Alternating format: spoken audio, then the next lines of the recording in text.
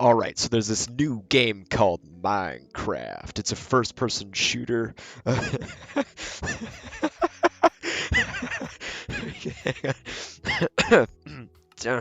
Okay, take two. Jeez. Alright, everything I've seen on the wiki for this game tells you that you have to do manual labor in order to succeed in it. And, like, just why? It's time to bring the glory of the free market to this game.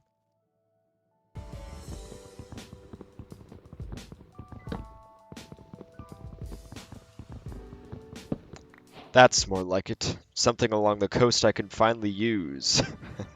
We're saved. You ready for this? Bang, one. Bang, two. We're out of here. You think this might be taking the whole venture capitalist thing a little too literally?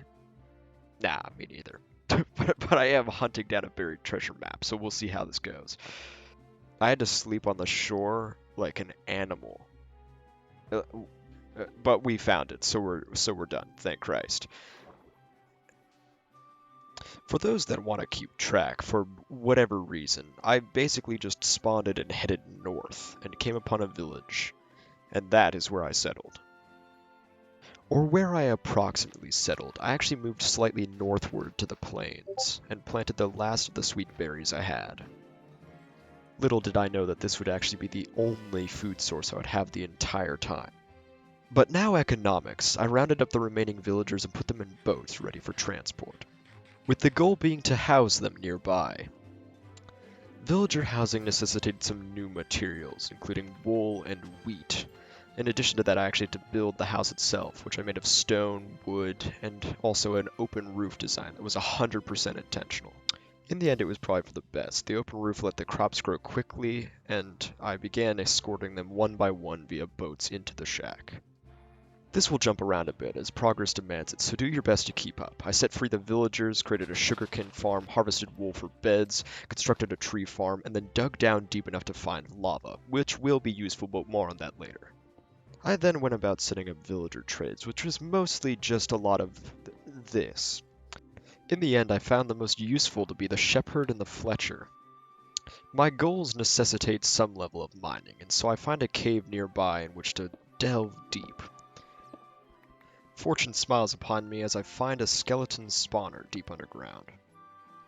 And then I fall in, and they all shoot each other predictably like idiots. Fantastic. This obviously leads to me finding chickens for some reason. And of course I got that XP and automatic bone generation. Alright, it's not automatic. I gotta be honest, I just kind of sat here swiping at them. Truth be told, I didn't actually make use of the skeleton spawner much, so, moving quickly right along, I decided to finally use that lava I mentioned and make a sort of, discount nether portal. Simple math, right? Not mining means no diamonds means no obsidian. It's a problem, but either way it worked out. I was finally in hell.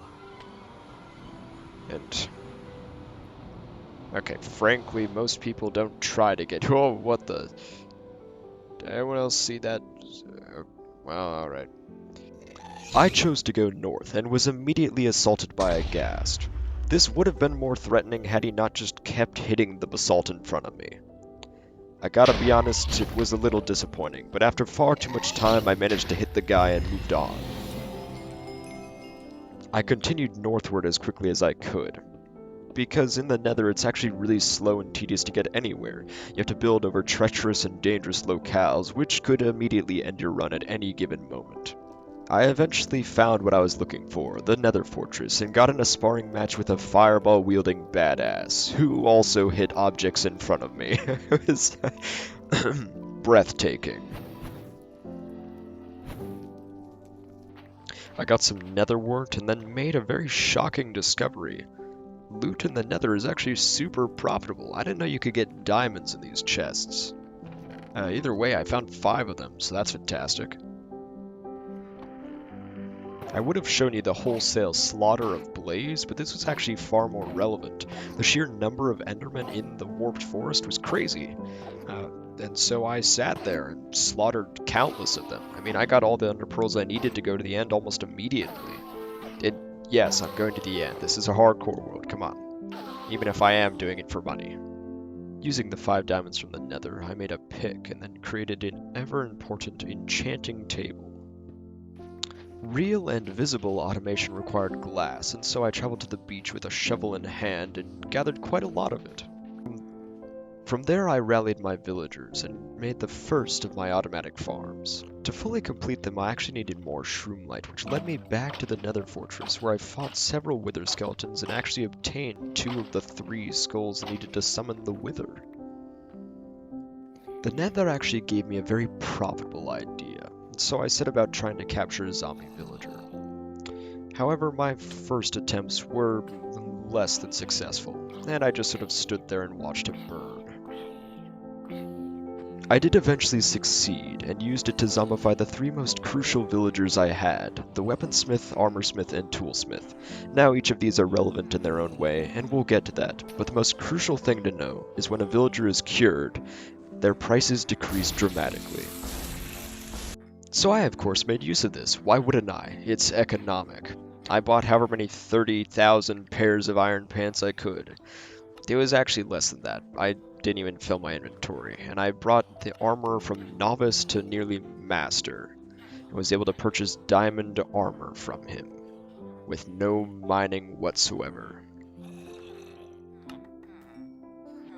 Naturally, I did this until I could get full diamond armor. I then, of course, expanded the underground, and set about curing more and more of my villagers to expedite my gathering of money and resources. In so doing, I actually discovered a really broken thing. See, 1 bookshelf gives me 3 books. 1 bookshelf costs 2 or even 1 emerald. I used this to effectively just duplicate bookshelves over and over again until I had a fully operational enchanting table. This let me get a Fortune 3 diamond pick, as well as protection 4 diamond pants, diamond helmet, and of course diamond boots. Additionally, I got diamond tools and a diamond sword. It's time we finish this, don't you think? Now, get that epic music playing.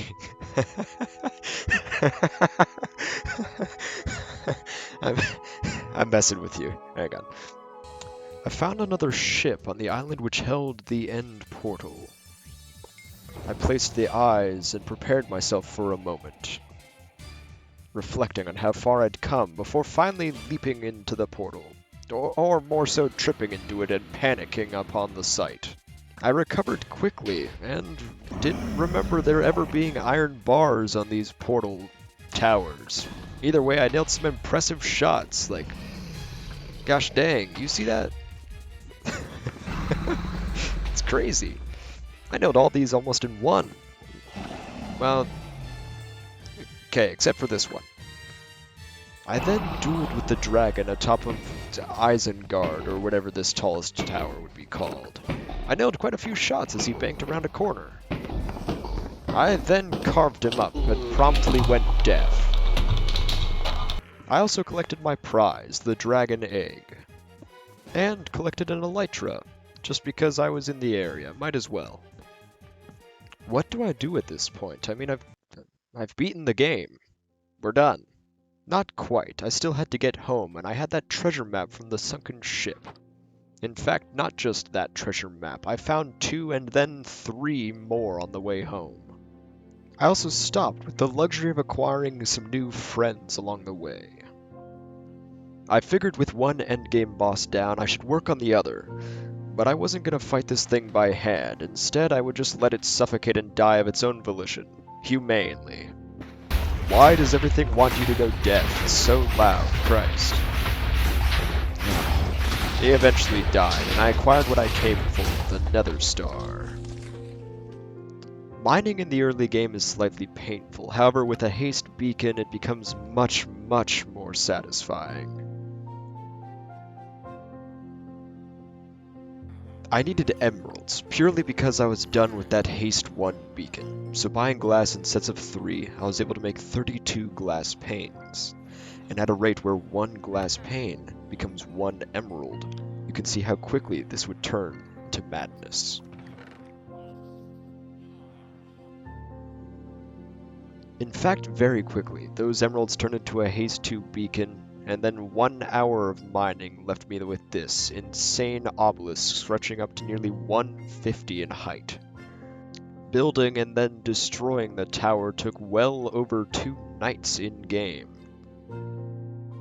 Now there's just one last thing before I get to my starter base.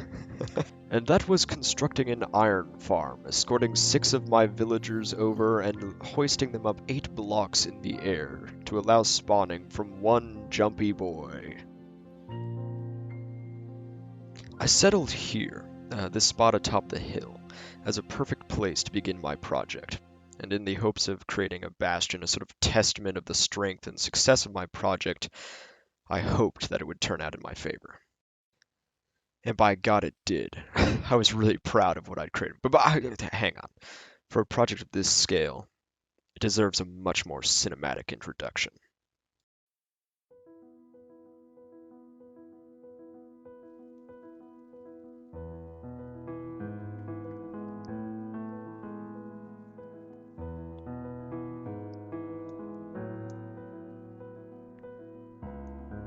As I begin to walk through here, I think it's time that I can be more honest about what happened here. See, this actually took much longer than I had figured. Recording for 24 hours, but not straight, by the way, alongside editing and adding voiceovers, took way longer than expected, but I'm actually really proud of how it turned out, especially given the fact that I've never played hardcore Minecraft before, and it was never something I bothered trying, and even more than that, I've never even fought the Ender Dragon, or I have, but it was never something I did frequently or focused on. It was outside of my wheelhouse, so it's actually really fun to see that I just nailed it first try. Like, pat myself on the back, but you know, it was absolutely fantastic.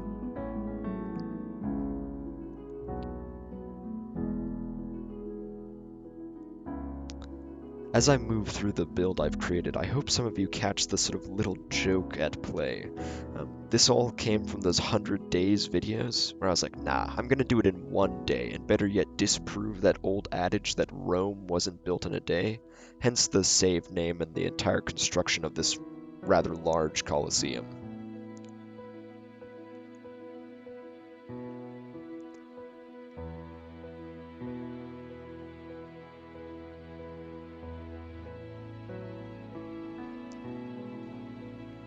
Another small detail is the fact that I never actually had a house throughout recording this. I built one small building, which was a terrible shack to house villagers.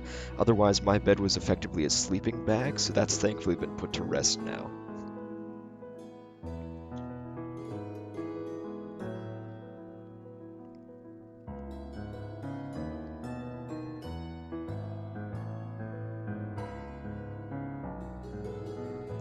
And now I take one last flyby.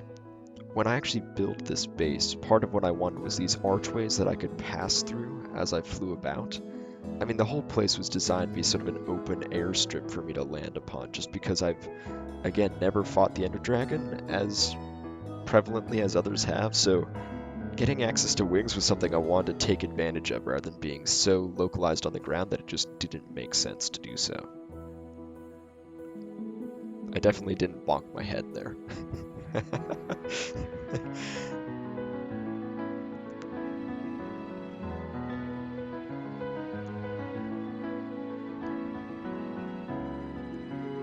Either way, I suppose that's the end of my project. I mean, it all worked out really well, and I'm, done. I guess as reward, you get to see my face for the first time, so so have at it. But, oh god, if this is day 1, oh god, what will tomorrow bring?